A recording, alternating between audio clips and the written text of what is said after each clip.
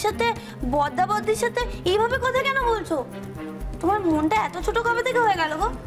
আগে তো তুমি এরকম আজে বাজে কথা বলতে না। কেন এত রাগের কি আছে? ছোট বৌদি কি ভুল বলেছে? প্রতিটা মেয়েই মা হতে চায়। কবিতাতে বিধবা, তাই মা হতে পারবে না। সেই জন্য বড়দার বড় বৌদির বাচ্চা নিজের পেটে ধারণ করবে। কিন্তু সেই সময় তো মনে হতেই পারে ওই বাচ্চার মা, কারণ ওর শরীর থেকেই বাচ্চা খাবার খাবে, নিঃশ্বাস নিতে পারবে। ওর চেহারা দেখি তো বোঝা যাবে যে বাচ্চাটা আসছে। কিন্তু তারপর কাজটা হয়ে গেলে ওকেই ফাঁকি দেওয়া হবে। এইসব কথা উঠবে বলে আমি তোমাকে বারণ করেছিলাম উষসী।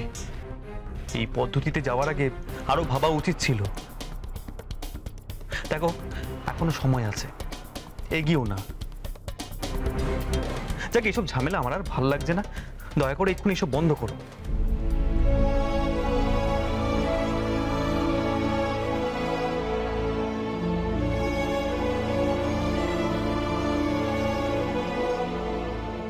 বেশ, সেক্ষেত্রে মা তো সব শুনলেন।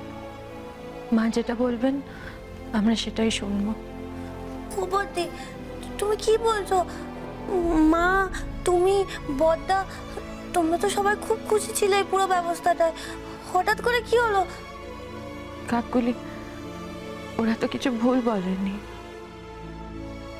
আমার হয়তো আরো ভেবে দেখা উচিত ছিল। সত্যি তো, এই পদ্ধতিতে তো কবিতার কষ্ট হতেই পারে, আর সেটা মেয়ে হয়ে আমি চাই না। আর আমি জানি নিশিত চায় না। কিন্তু আমি চাই দিদি।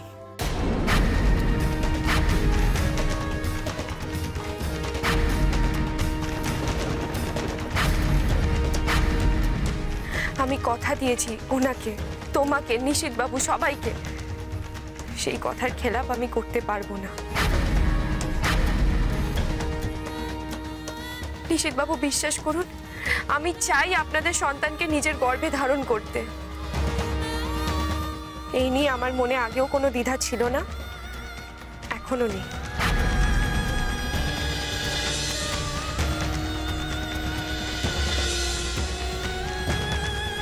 আমি জীবনে অনেক কিছু হারিয়েছি, অনেক ভুল করেছি।